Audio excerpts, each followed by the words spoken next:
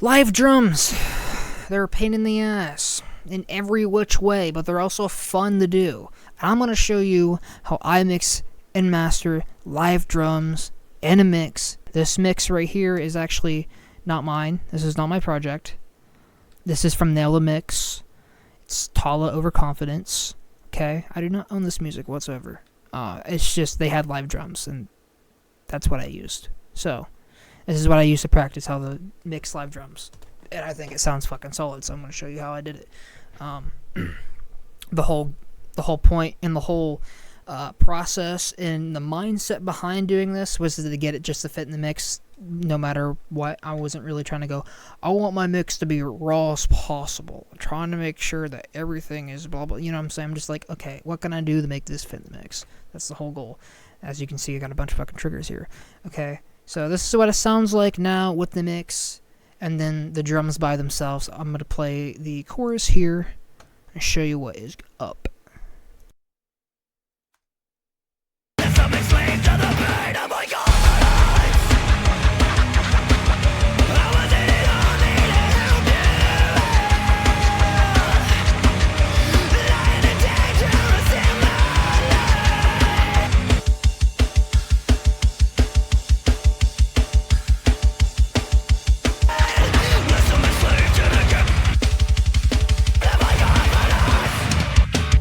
So as you can see, it fits well in the mix, and everything I have is fully, the song is fully mastered right now. Everything is where I want it to be, so this is a full, complete mix. Everything that's highlighted here are a bunch of sends. So I'm sending a lot of this audio to these tracks here, so which could be a bunch of parallel. I made my own room, I added a bunch of triggers, a bunch of snare reverberations, and just a bunch of stuff to actually do the heavy lifting to bring it up in the mix and make it smash. You know what I'm saying? But I'm gonna show you what that's doing and why I'm doing it. But first, we're gonna start with the kick drum. We'll start with the kick drum. Alright, so first, the kick drum. What am I doing for the kick drum? I have, so this is just the original kick drum here, and that's getting sent to this kick send, which I believe is just a parallel kick. So I'm actually parallel compressing the kick drum, and I'm also adding some other stuff to it, some EQ, a transient designer, and some more EQ. So I'm actually shaping the kick drum more. And then I also have these kick triggers as well that are probably also being sent to the kick send as well. So I'm also doing the same thing for the kick triggers for the kick send here. So the triggers for the kick and the kick itself is actually being sent to this kick send. So I'm going to show you what I'm doing with the kick just by itself. Just the original kick, and this is what it sounds like, the original one.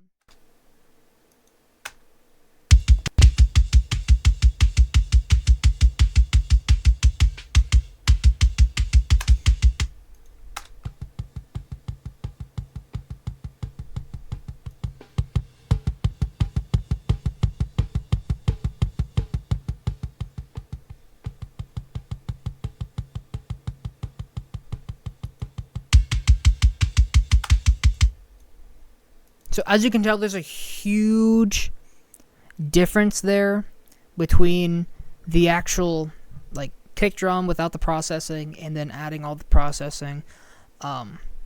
Pretty cool stuff. So first, what I'm doing, I'm adding a gate.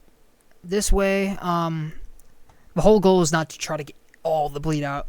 It's just kind of to control the bleed. It's not really just trying to get rid of it all. I'm trying to control it. I'm trying to make sure it's not overbearing because I'm adding all this stuff, all this processing. So I want to make sure it's tamed. So that's what it's doing. And then I'm adding this crazy amount of fucking EQ. I'm doing a low pass filter almost at 50 hertz. And then some high pass filtering. And then I'm boosting the shit out of the low end, 60K. That's where it was sitting. And I'm doing a dynamic EQ around low mids 200 hertz. That is getting a lot of mud. Same thing here, same thing here. So just cutting this area just makes the kick just makes it feel tighter, makes it feel and sound bigger than it actually is. And then I'm just boosting some high end and some air, and then I'm throwing it into a distressor, compressing the fucking living shit out of it. As you can tell, I'm on a 4:1 ratio, quick ass fucking attack, a moderate to slow release, and then the input is a little over 5, and then I'm just making up some gain compensation with the output. Nothing else going on over here, so that's what that's doing. So we'll see what that sounds like.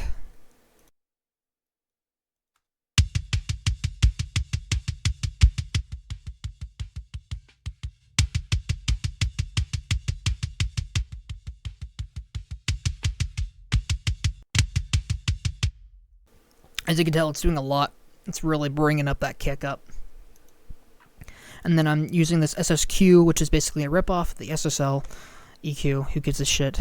It's boosting some low end here, ducking some boxy frequencies here. I can't really tell where it's sitting at unless I actually move the mouse on it, and I don't want to do that. I'm boosting some high mids and adding some air. And here we go, we got some multi-band saturation. This is to bring up that nice clicky sound, just make it sound fucking just, you know what I'm saying? The high clicky sound, you know? That's what we're looking for. And then I got a multi-band compressor, which is compressing some of this low end right here. Some of this boxy stuff. I'm also expanding some of the high stuff. I'm compressing the higher stuff that I don't want. But I'm also finding it kind of weird. I'm expanding the subs. But it also kind of fits in the range where the low end, the focus of the low end, the kick, is sitting. So I guess that really does make sense. Though a lot of the subs are cutting through because I'm expanding that sub. But it's kind of it kind of needs it because it's like it's kind of thin without it, you know what I'm saying? And then I'm just running that through a tape. That's all it is. That's it. That's the last thing I'm doing. Running it through a tape, adding some harmonic distortions to it through the whole thing, just making it sure it sounds a little bit more, you know, disgusting if it already wasn't. And then this right here, this is automated to tame some double bass. But also, I'm expanding some high end, so it kind of compensates to fit in the mix a little bit better. Because if I'm getting a little bit of getting rid of a little bit of low end, I might lose some stuff in the mix. I just kind of want to make it a little bit more predominant when it's going all fucking crazy. So I just boost up that fucking high end a little bit. Here, let's go do a breakdown where I'll show you what it's doing. See how it's turned on, where I have it set right here. Alright, see, this is what the multi-band compressor is doing. This is where I have it bypassed right here, and then it's on right there. Let's see what it's doing.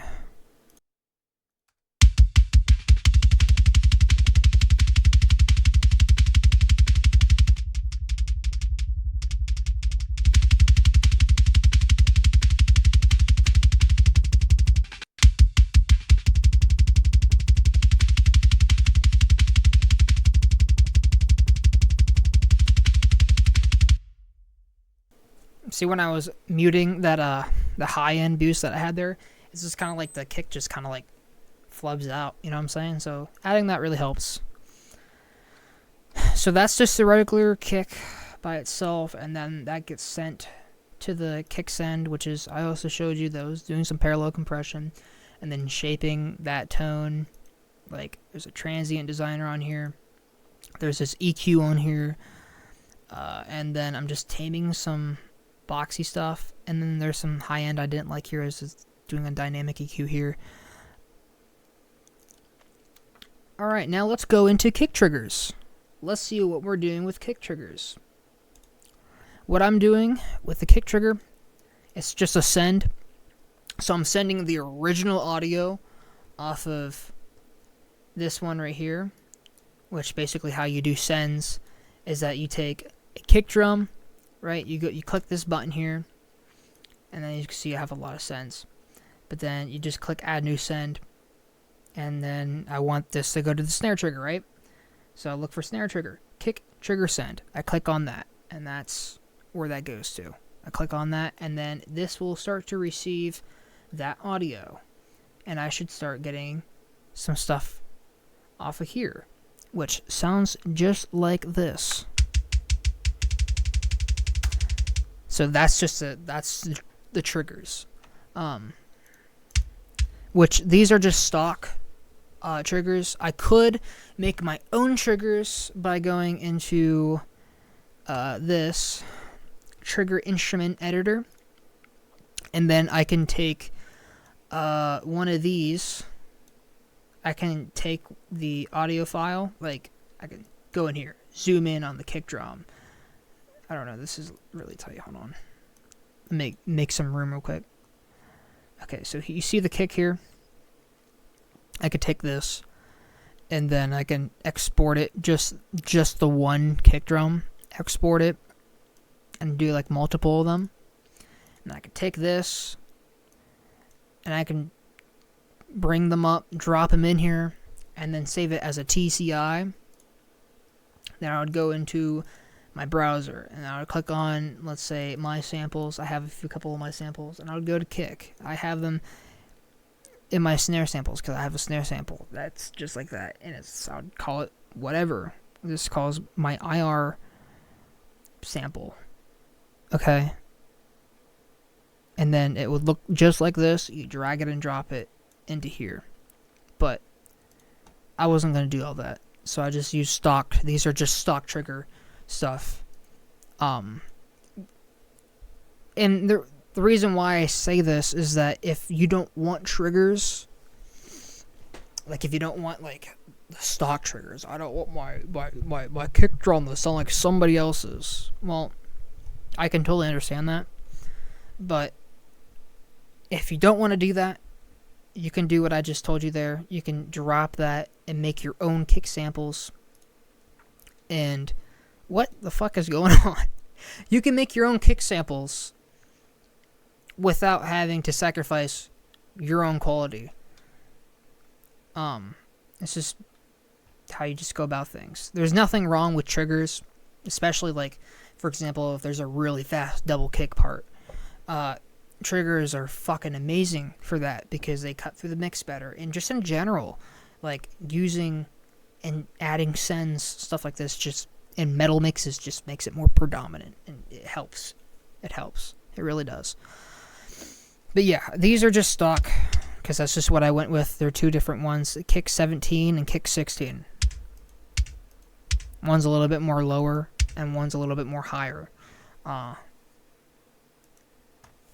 Okay, so basically the same deal as like the regular kick, just adding that depth, dynamic EQ on this boxy area I don't want, fucking boosting 600 hertz, adding a little bit of air, but I'm not adding any of that clickiness.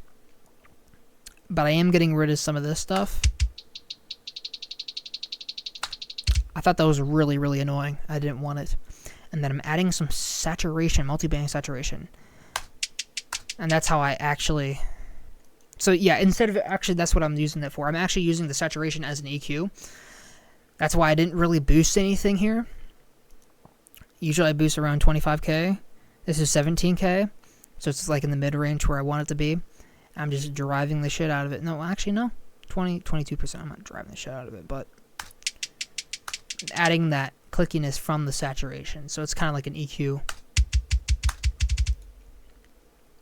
Then I'm adding another Neve EQ because I didn't think it was enough. So I'm adding a lot of air, adding some high mids in the 7.2k range, nothing in the low end, absolutely nothing. And then I'm just running that through a distressor. Attack is pretty quick, still decently quick, not as quick as I usually would. And then a release, very moderate, slow release, and then just some gain compensation. I'm not really driving it with the input all that much. It's actually a little bit less than 5. I just pulled it back just a little bit because I thought it was a little bit too much. So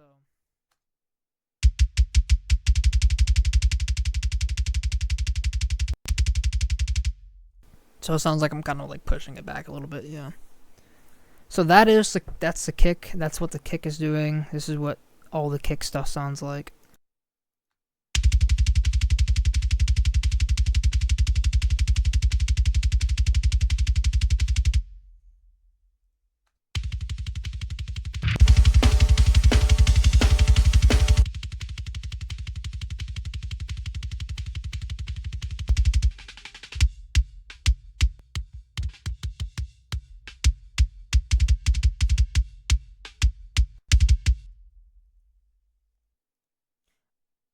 Okay, so I realized I think the kick send, I don't think I'm actually sending my triggers to the kick send. I think I actually have the kick send just for the original kick drum. Because I wanted it was kind of like, almost kind of like a volume compensation for the original kick drum. Because, like, you know, raw kick drums are really hard to bring up in the mix, especially when you're adding a lot of process to it. So using this kick send is actually bringing up the original kick more. So I'm able to blend the trigger and the kick a little bit better. So that's what I was using that for. I don't think I'm not sending the kick triggers to the kick send. The kick send is just for the original kick.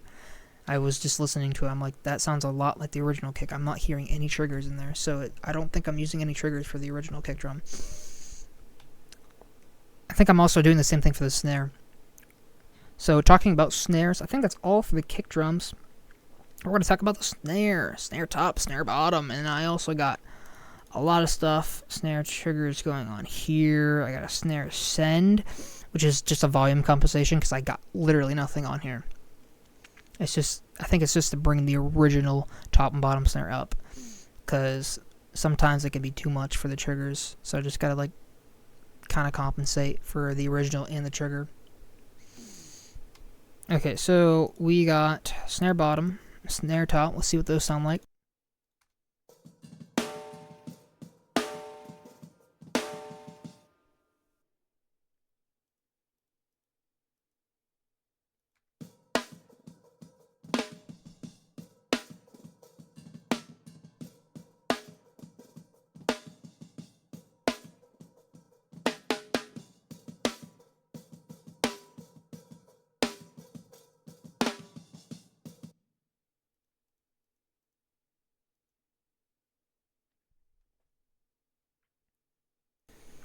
Okay, so what I'm doing here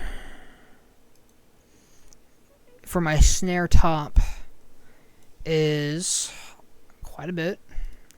Again, controlling that bleed, adding some EQ, and boosting some of that body, getting rid of some boxiness with the dynamic EQ, and getting rid of some harsh 4K stuff going on. I did no high pass for some reason. I don't think I needed to, though. Low pass, getting rid of some of that mud I don't need.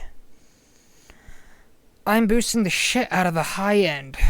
I'm adding a lot of air. It's like the whole way up. I'm cranking the shit out of this. A lot of 7K, a little bit more high end stuff, and then a lot of the body. I'm adding a lot of body, even some saturation with the Neve. Then I'm running it through a distressor. Same deal, slow attack. Fast attack, slow release. Gain compensation. And then running it through a tape. Adding some of that harmonic distortion after the distressor. If the fucking compression wasn't enough, let's just add some more harmonic distortion. So that's what I did. And if that wasn't enough, let's add a fucking transient designer on the motherfucker, because it wasn't hitting hard enough. So that's what I did. And then I added this dynamic thingy here to kind of smooth out the dynamics a little bit, because I'm adding the just transient designer. I'm adding all this harmonic distortion from the compression, the tape. So I'm like, okay, this can be too much, so let's just like bring it down just a little bit, but still have like the goodness and the fullness with the all that, you know what I'm saying? And then we got the bottom snare.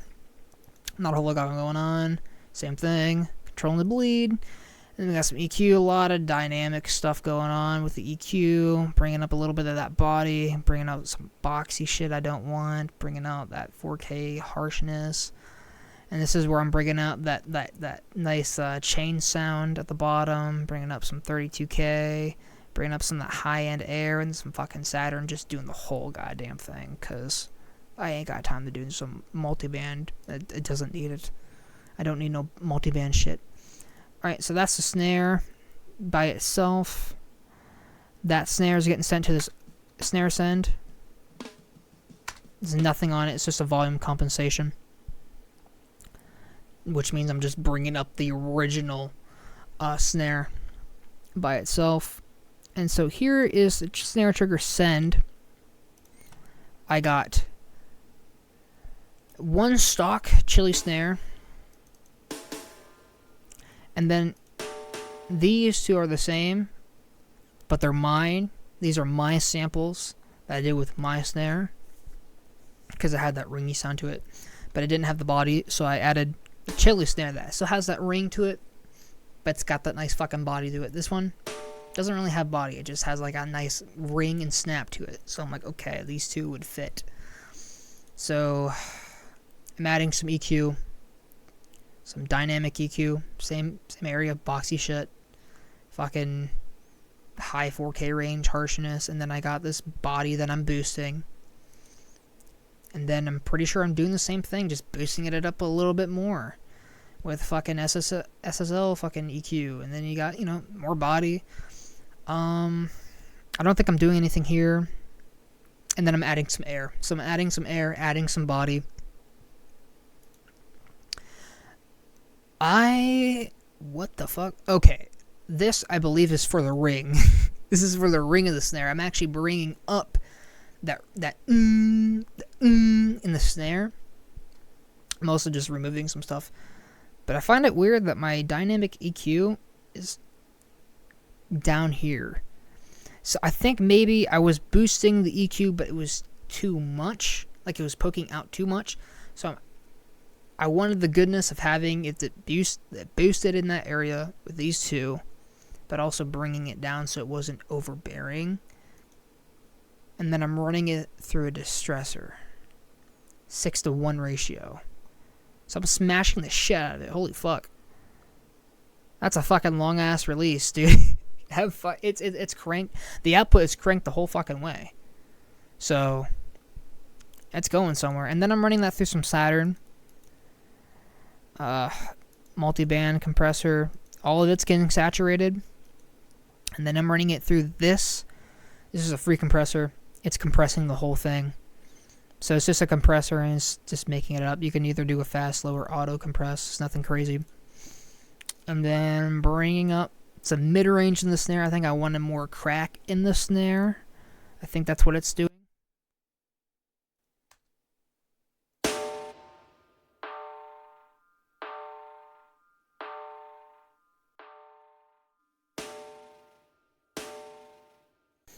Yeah, it's really in that mid area. I'm just adding some air to it. And then I'm adding a soft clipper just to make sure like the transient is kind of like clipped off a little bit, because I don't want my shit to fucking clip.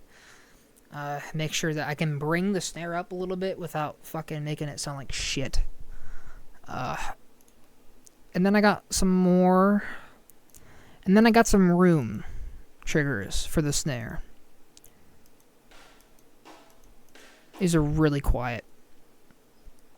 But let me bring up the volume.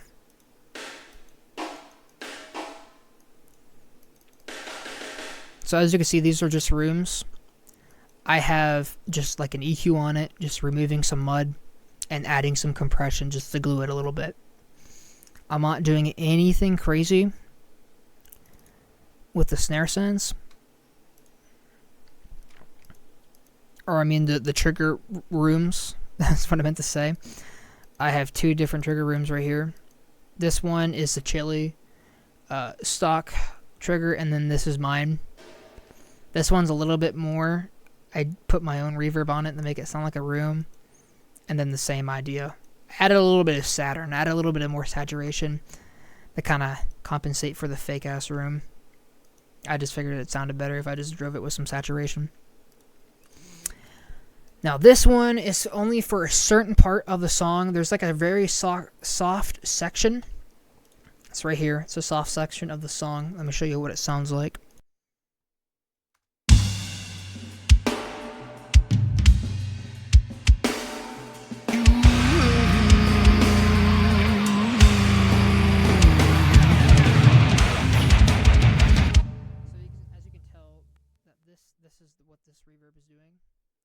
So as you can tell, this is what this reverb is doing.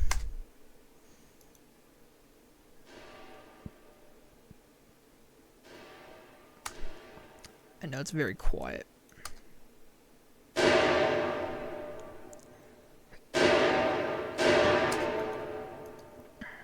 I wanted this very long tail reverb on this soft section, so it kind of like feels like the mix is opening up a little bit. So I have that automated only for this part. Only this part is doing that. Yeah. Fucking fab reverb on it. Some EQ. I think that's the same thing I had on the other one. It's basically the same thing. Oh, no. No. It's actually this one. This is the one. This is the reverb. Yes. Ah, here's my very favorite fucking reverb. Alright, I'm using the Hall. It's on 100%. I'm getting rid of some boxiness, low pass, high pass filter, and just bringing up some of that high mids. And then this is actually two side chains of each of the snares. So every time these snares hit, it's only the tail of the reverb that I wanted for this part to make it more open. So that's what that's doing. And so that's the snare. That's all the snare stuff. That's what all the snare stuff sounds like. Let's go to the chorus.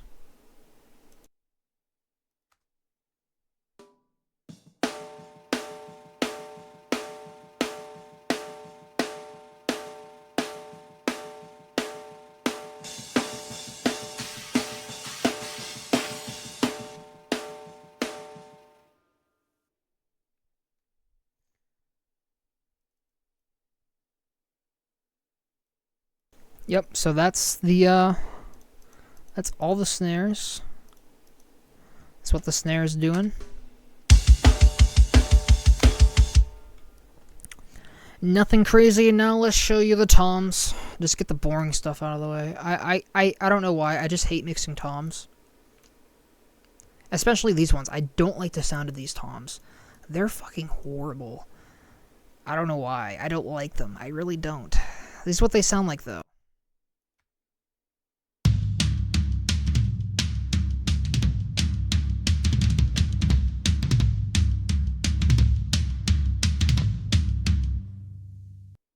They sound okay, but they're really hard to process. So that's why I added these tom triggers to it. These are what the tom triggers sound like.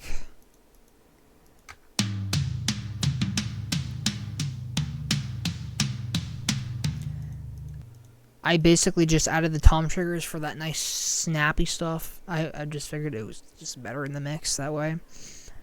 It's nothing doing too crazy. I got a tom send as well, which is just a parallel compression with the distressor. So each tom, let's see here. It's just basically doing the same thing. So I'm not going to show you each single tom. Well, basically, I'm adding a gate because it's a real microphone. It has bleed, controlling the bleed. Just adding an EQ. A lot of shit going on. I'm really doing a lot of dynamic stuff on this low mid range. Keep that boxiness out. Boosting the lows, boosting the highs. Got some SSL, boosting some of that. And then I got just stock 1175 compressor on here.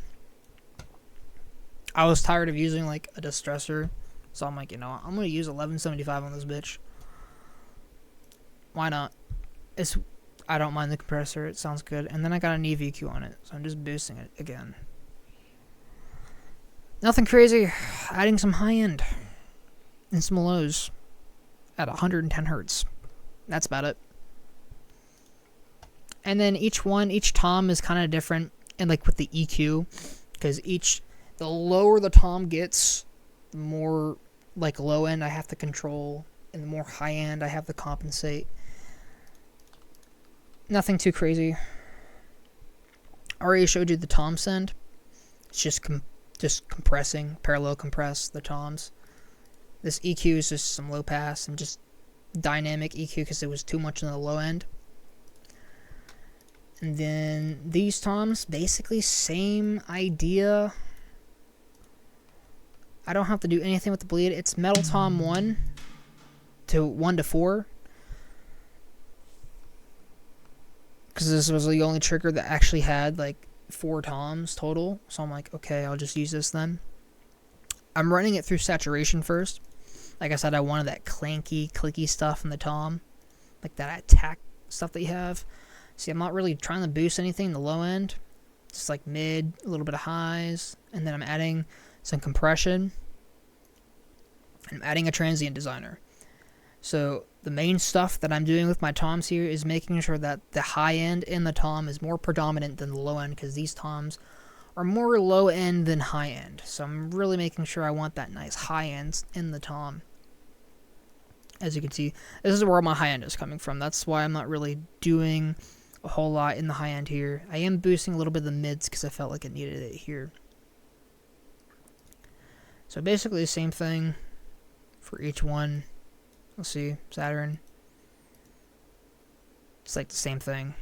I think I literally copied and pasted the damn thing. So, yeah, that's the toms. Alright. Cool. This is what the toms sound like by themselves.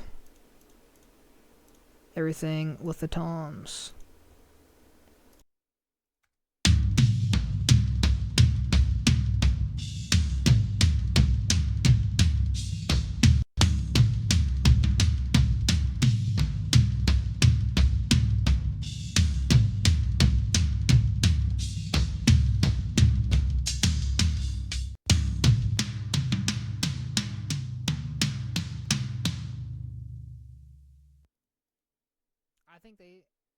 I think they sound great in a full mix.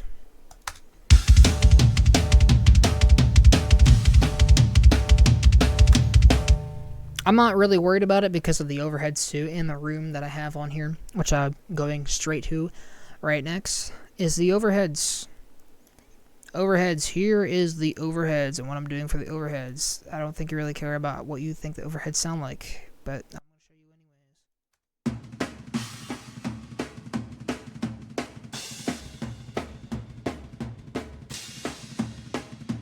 Not really big, not really huge, not a huge difference at all. I'm not really doing a whole lot with the overheads. I don't really try to mess around with overheads too much.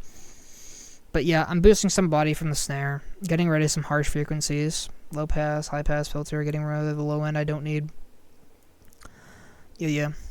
Alright, and then I'm just boosting some stuff, like some high end for the snare, adding more body, and just getting rid of some boxy frequencies over here. And then I'm adding some multi-band saturation in the high end, just kind of like gluing that high end a little bit, you know, give it a little bit more grit, and then I'm adding a transient designer after that. Not really trying to push the transient designer too much, because it's already, the transients are really predominant already, so I'm not trying to do it too much, but it's just enough to make sure the cymbals can cut through the mix. And then I'm just adding a little bit of wideness to the cymbals in the high end. And then this is just to make sure that the high end in the cymbals, you can tell it's kind of taming that high end here. And then I'm sending the overheads to this overhead send, which actually has nothing on it. It's just volume compensation. And then I have this room send, which is, I did my own room because the project, they didn't have their own room. You have to make your own. And now I do that. I think I showed this before, but if I haven't showed you yet how to make a room, your own room, basically what you want to do, it's just like any other send, and you're going to take the kick, the top, the bottom, the toms, the overheads. You're going to take every single piece of the drum kit that is recorded, and you're going to send it to a track, and you can call it whatever, but you're going to send it to an empty track, like you just make a new one, alright, and you send it to that one. You call it room send. And then what you're going to do, so what it's going to sound like is this.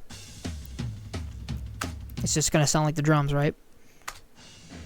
And then what you're going to do, you're going to put a room emulator on it. This one's free. It's got room on it.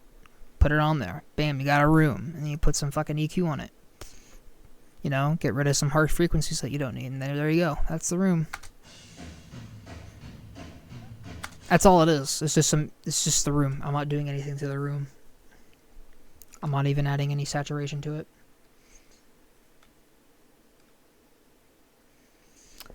And I actually believe that's about everything except for the drum bus. I don't think I'm doing anything else. I'm not doing any other sends with the room. Yeah, that's about it. Okay, so then the drum bus. I'm adding some OTT.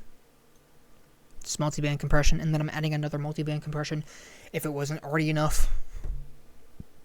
I'm both expanding, just kicking ass, you know what I'm saying?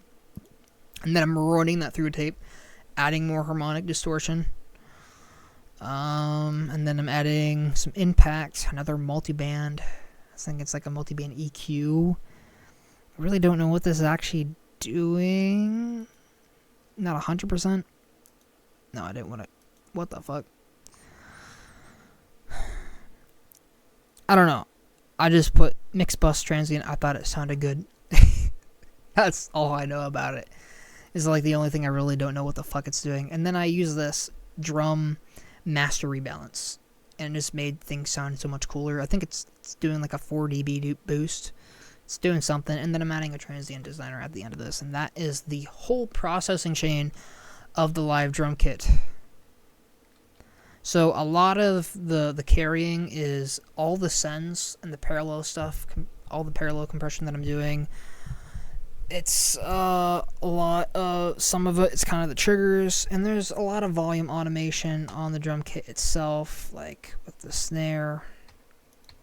Well, not the snare, but like my overheads. I think I'm doing that. Like sometimes in the mix, you want to do some volume automation stuff like this, because there's some like cymbal stuff in here, like it's doing some weird fills with the cymbals. So then I'm going to bring that up with the volume a little bit. So that's a little trick as well. Same thing, like I said, some automation with the multiband compressor to control the low end. So you also kind of want things just to move a little bit.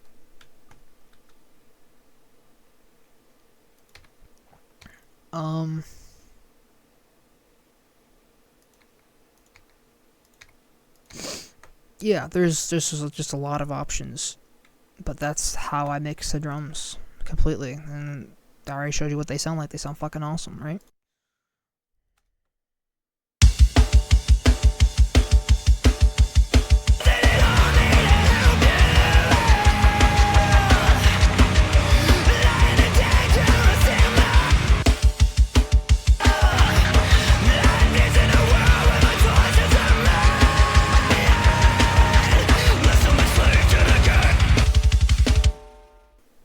Alright, and that is the entire chain that I have for my live drums. That's what I do. That's how I usually get my drums to sit well in a mix. Like I said, sends, parallel compression, just adding to it really helps that way. Like again, automation, for example, like I showed you with the multiband compressor, it's so important to do stuff like that. You don't want to like, I'm going to throw a couple EQ things and a couple of compressions here and there and just leave it how it is. Usually after you're done doing that, when you got like, oh, I think the drums are sitting well in the mix, usually sometimes, you know, music flows, right? It moves, it goes up and down. It's like a roller coaster. And you got sections where they're soft, and you got some sections where they go fucking hard. Like, some stuff is going to clash over some stuff, you know, those things are just going to clash over each other, and you kind of want to like, and there's certain parts you want to like, it's like surgical, you know what I mean? Like some parts, like in the vocals and the overheads, like in this one certain part, like the chorus, you know what I'm saying? Like you kind of want to consider, in a nutshell, just consider automation. I mean, you do want automation. You want volume automation. You want to automate with your plugins or your EQs and tame some stuff. Oh, not to mention the way to get your drum sound fit in the mix better. I think I already showed you this beforehand, but it's called side chaining. You don't have to do this, but you can. But I'm side chaining the kick drum to my guitars right here, so my drums can sit better in the mix. Same thing with my bass. Sidechain kick. Doing that low end stuff there. So, there's a lot of just automation helps a lot. Volume automation with the overheads, with the kick, reverb automation on soft parts like this, where you want things to sound bigger.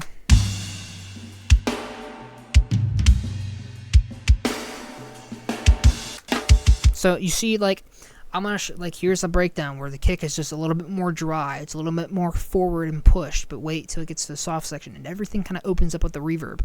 Like, this is what I'm kind of talking about.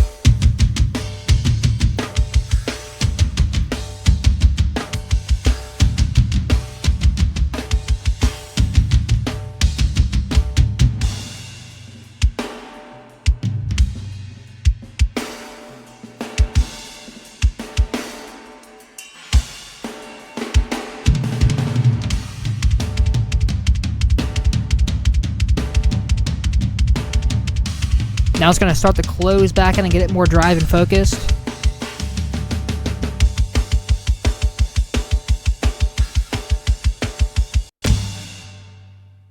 And as you can also tell here on my overheads with my cymbals, I'm boosting some here and I'm putting it back to normal, and then I'm also boosting it again in the soft section, making sure like the overhead, because he's playing super soft here, so let me boost up my overheads a little bit. And I also boost it here because he's doing this really cool cymbal fill. I don't know if you can hear that. He's doing that with the fucking cymbals. And then I bring it back down a little bit. And then on the build, I bring it back down. And it's the same. And then I got this big giant boost here because there's like this... I don't know. He hits like the fucking hi-hat and it's like rattling and it sounds like a chain. It's pretty cool at the end. But I'm showing you the automation is also such an important factor after you're done mixing and fitting everything in the mix. Doing automation and letting things go up and down, whatever it may be, is going to hugely improve your mix and how it sits into the mix. So a lot of automation is very, very important. With literally anything, even guitars, vocals, fucking like everything should be automated. But that's how I did it. That's how I got live drums to sound good. Hope you enjoyed. Hope you learned something and actually wrote some notes down, or I hope I helped you. I'm gonna leave now. You're welcome for the information.